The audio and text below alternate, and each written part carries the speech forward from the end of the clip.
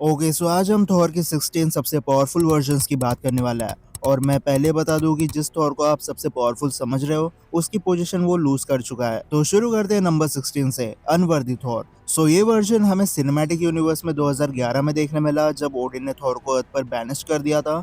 इस टाइम पर थॉर के पास उसकी गॉडली पावर्स नहीं होती और ना ही वो म्यूनियर को उठा पाता है। ओवरऑल थॉर सिर्फ एक मॉर्टल बन चुका था, लेकिन गॉड लेवल ना होने के बाद भी थॉर के पास हजारों सालों का बैटल एक्सपीरियंस था, जिसकी वजह से शील्ड के बेस्ट फाइटर्स को अकेले बुरी तरीके से कूट देता है। हालत इतनी बुरी थी कि ये सब आईसीयू में भर्ती हो जाते हैं। Number 15, symbiote Thor. अब नल को थॉर से बदला लेना था, इसलिए वो चालाकी से सिम्बियोट को थॉर के साथ बॉन्ड कर देता है और ये सिम्बियोट थॉर के लिए एक आर्मर बना देता है। अब स्टार्टिंग में तो थॉर को इस सिम्बियोट आर्मर से कुछ नहीं होता, क्योंकि सिम्बियोट की वजह से थॉर को पावर बूस्ट फील हो रहा था। पर अब धीरे धीरे थॉर का माइंड करप्ट होना शुरू हो जाता है। थॉर बिना सोचे समझे फ्रोस्ट जायंट की कहानी खत्म करना शुरू कर देता है। अब वैसे तो सिम्बियोट थॉर काफी कूल दिखाई देता है, बट इस आर्मर के साथ गॉड ऑफ थंडर उसकी पावर यूज नहीं कर सकता, क्योंकि लाइटनिंग और उसकी आवाज से सिम्बियोट वीक होता है, जिसकी वजह से थॉर को भी काफी तकलीफ होती है। इसलिए सिम्बियोट थॉर इतने नीचे रैंक कर रहा है, क्योंकि उसकी सबसे बड़ी पावर ही उसकी कमजोरी बन चुकी है।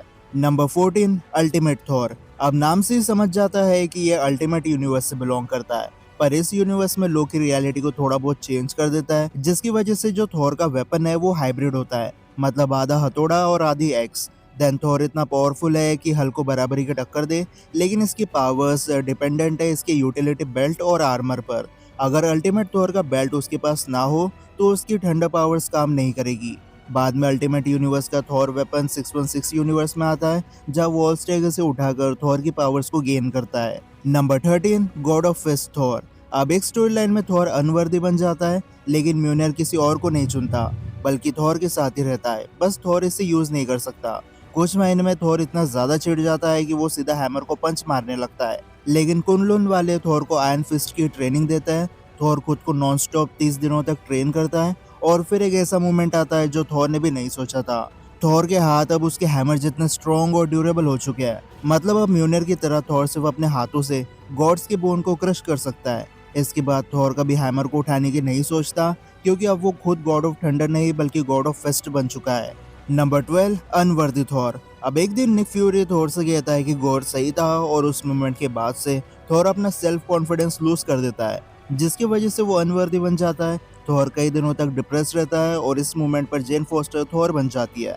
बट थॉर हार नहीं मानता, वो उसकी एक्स को as a primary weapon use करता है, जो अपने यंग डेज में यूज किया करता था। अनवर्दी थॉर के पास सिर्फ हैमर नहीं था, पर वो उसकी ठंडा पावर्स भी यूज कर सकता है, इसलिए काफी अच्छी फीट्स को शो करता है, जिसे स्नैपोकलिप्स के कॉस्मिक आर्मर को कट कर दिया था। एब्जॉर्बिंग मैन के ऊपर थॉर की एक्स काम नहीं करती, इसलिए थॉर इतने जोर से पंच मारता है कि एब्जॉर्बिंग मैन का एग्जिस्टेंस वही खत्म हो जाता है। अनवर्दी थॉर ने हेला और ब्लैक ऑर्डर को सिर्फ अपने पंच और लाइटनिंग के भरोसे रहकर नॉकआउट कर दिया था। Number 11, MCU Thor. अब जब कॉमिक्स में थॉर की फिजिकल स्ट्रेंथ को प्रायोरिटी पर रखा जाता है, वैसे ही एमसीयू में थॉर की कैरेक्टर डेवलपमेंट पर ज्यादा फोकस करने की कोशिश की जाती है। इसलिए अगर हम थॉर की लाइफ को देखें तो सबसे ज्यादा सेक्रीफाइस उसने ही देखे है।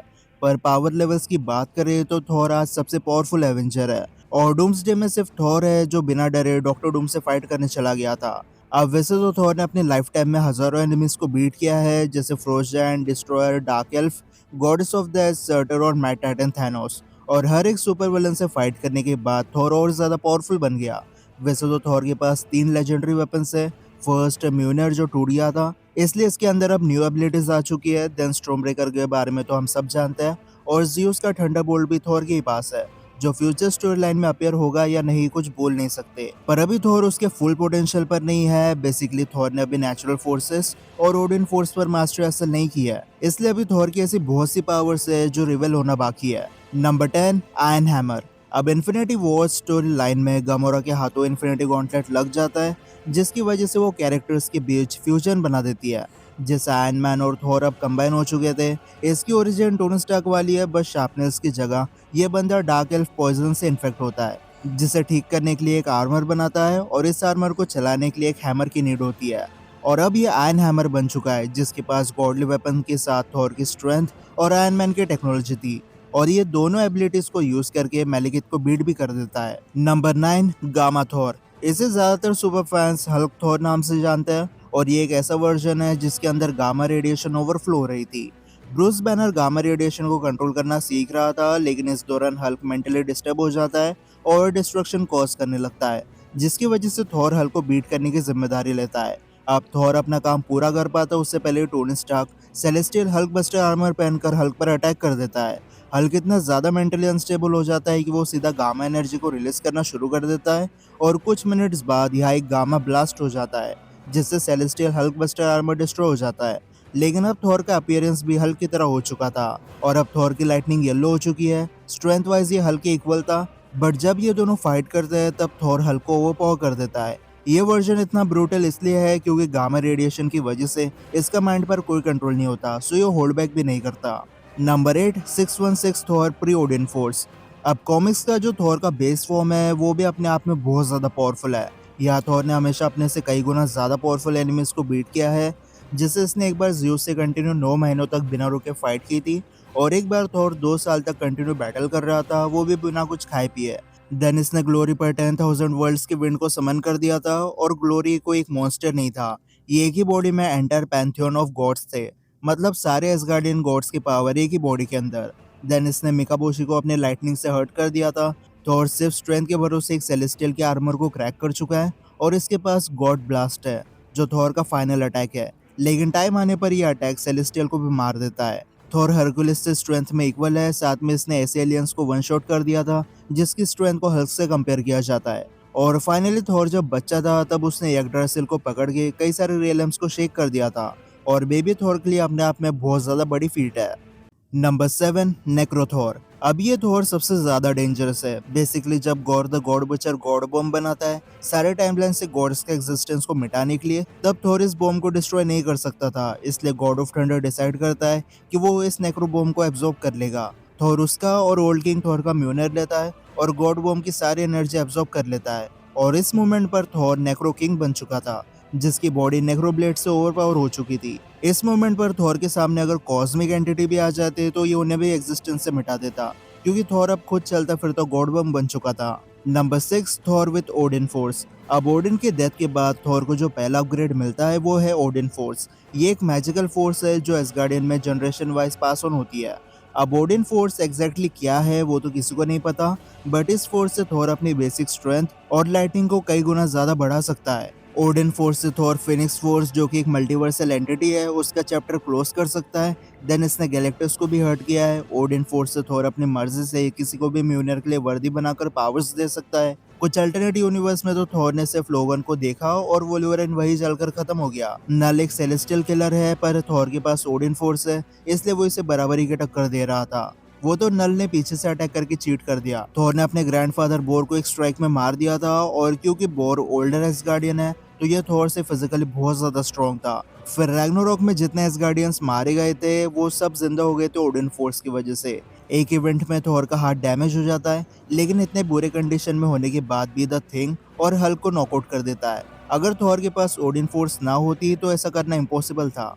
और फाइनली थॉर ने अपने ओडिन फोर्स से टाइम मैनिपुलेशन किया है। सो हाँ, अगर थॉर चाहे तो मल्टी गैलेक्सी लेवल पर ओडिन फोर्स से सब कुछ कर सकता है। Number 5, old king Thor. अब नाम सुनकर ही समझ जाता है कि old king Thor God of thunder का ओल्डर वर्जन है, बट ये किसी भी एंगल से कमजोर नहीं है। बेसिकली एसगार्डियंस जितने ओल्ड होते हैं उतने पावरफुल बन जाते हैं और ओल्ड किंग थॉर ने काफी अच्छी फीट्स को शो किया है। जैसे ये सबसे ओल्डेस्ट एसगार्डियन है, इसलिए इसकी फिजिकल स्ट्रेंथ किसी भी एग्जिस्टेंस गॉड से ज्यादा है। In fact old king Thor gods में आखिरी तक सर्वाइव करता है। इस स्टोरी लाइन में थॉर को छोड़कर सारे गॉड्स पैंथियन मारे जाता है। देन थॉर अपने मुंह से लाइटनिंग ब्लास्ट रिलीज कर सकता है। इसने गॉर को इतनी जोर से पंच मारा था कि वो सीधा लाइट ईयर्स दूर जाकर गिरा था। नेक्रोसॉर्ड अगर किसी गॉड को स्क्रैच भी कर दे तो वो करप्ट होकर मर जाता है, बट ओल्ड किंग थॉर को स्टैब किया गया था, उसके बाद भी वो सर्वाइव करता है। ओल्ड किंग थॉर गैलेक्टस को भी सरपास कर चुका है पावर लेवल में, और गॉर ने जब नेक्रोब्लेड से यूनिवर्स बनाया तब थॉर से वो अपने लाइटनिंग से पूरी यूनिवर्स को बर्बाद कर देता है। और आखिर में ओल्ड किंग थॉर कॉस्मोस की क्रिएशन को अपनी पावर से लिफ्ट करता है, क्योंकि अगर थॉर क्रिएशन को लिफ्ट नहीं करेगा तो पूरा यूनिवर्स वही कोलैप्स हो जाएगा। जिसका मतलब ओल्ड किंग थॉर का पूरा यूनिवर्स थॉर के भरोसे पे टिका हुआ है। अगर वो अपनी पोजीशन से हट जाए तो पूरा यूनिवर्स वही बर्बाद हो जाएगा। Number 4, cosmic king Thor. So जब थॉर एसगार्ड का किंग बनता है तब गैलेक्टस थॉर के मुंह के सामने आ गिरता है। गैलेक्टस थॉर को पावर कॉस्मिक देता है और अब थॉर के पास उसकी लाइटनिंग पावर्स, ओडिन फोर्स और कॉस्मिक पावर्स है। ये वर्जन चाहे तो रॉ स्ट्रेंथ को यूज करके गैलेक्टस को भी मार सकता है। इसने बैटर एबल को इतने जोर से थप्पड़ मारा था कि वो स्पेस से सीधा प्लेट पे जा गिरा था। कॉस्मिक किंग ने स्टॉर्म ब्रेकर को भी तोड़ रखा है। थॉर ने एक साथ अपने सबसे पावरफुल एनिमी से फाइट की है, जैसे Doctor Doom, Mangog, Serpent, God the God Butcher. पर जब थॉर ने गॉड ब्लास्ट यूज किया तब ये सारे विलन्स एक झटके में खत्म हो गए। थॉर ने ब्लैक विंटर को बीट किया है, जिसने सिर्फ अपने एक हाथ से मार्वल की सुपरमैन यूनिवर्स को धूल बना दिया था। और ब्लैक विंटर एक मल्टीवर्सल एंटिटी था। और फाइनली थॉर गैलेक्टस की पावर एब्जॉर्ब करता है और उसे बीट कर देता है। और फिर गैलेक्टस के हेलमेट को एसगार्ड का एंट्रेंस पर रख देता है। और इतना सब करने के बाद थॉर कॉस्मिक पावर को गिव अप कर देता है। इसकी स्टोरी सिर्फ 6 शोज की है, लेकिन ये उन स्टोरी लाइन्स में से एक है जहाँ थॉर होल्ड बैक नहीं करता। Number 3, Phoenix king Thor. अब ये वर्जन ओल्ड किंग थॉर की स्टोरी से ही बिलोंग करता है। बेसिकली इस समय तक यूनिवर्स ऑलमोस्ट खत्म हो चुका होता है, इसलिए फिनिक्स फोर्स वोल्वरिन को होस्ट बना लेती है। लोगन बाद में ओल्ड किंग थॉर पर अटैक कर देता है, बट इनकी फाइट के बीच में डॉक्टर डूम इंटरफेयर कर देता है। और ये कोई नॉर्मल डूम नहीं था, इसके पास डार्क और डीमन मैजिक था। Iron fist, spirit of vengeance मतलब गोस्ट राइडर, और सोसरर सुप्रीम डॉक्टर स्ट्रेंज की पावर्स थी। डूम वोल्वरिन को ऑलमोस्ट मार देता है, इसलिए वोल्वरिन फिनिक्स फोर्स को म्यूनर के अंदर ट्रांसफर कर देता है। और जब थॉर हैमर उठाता है तब वो बन जाता है फिनिक्स किंग थॉर। अब इसकी एग्जैक्टली क्या पावर्स है वो तो रिवील नहीं हुआ, क्योंकि फिनिक्स पावर्स मिलते ही ये दोनों अर्थ की कोर में जाते हैं फाइट करने, और 99 इयर्स तक बिना रुके फाइट चलती है। और आखिर में फिनिक्स किंग थॉर यहाँ पर जीत जाता है। Number 2, rune king Thor. So Ragnarok cycle को रोकने के लिए थॉर ओडिन के रास्ते पर चलता है, जहाँ वो एक आग को सेक्रीफाइस कर देता है और मरने तक फांसी लगा दी थी। और जब थॉर डेथ के बियॉन्ड जाता है तब उसे रून पावर्स मिलती है।